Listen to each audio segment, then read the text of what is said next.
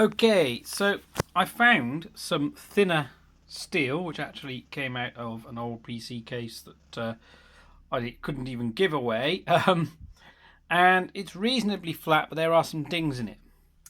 Now, I tried using the Dremel to cut it, and I got basically about a 2mm nick, and then this Dremel gave up.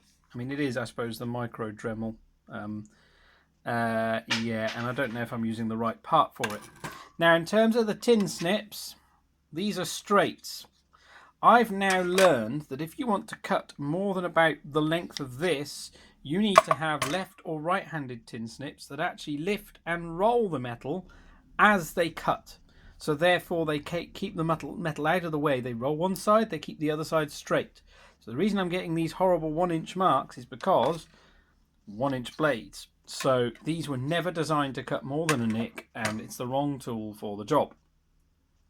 Now, after a few bits of sheet steel, the tin snips that I had to buy, and some of the other stuff I've been doing, I am kind of wondering, given it's about, what, 50 or 60 pounds for the actual build tack flex plate that this is supposed to be the cheap version of, if you already have the tin snips and if you already have experience working with sheet metal, I think making your own makes sense.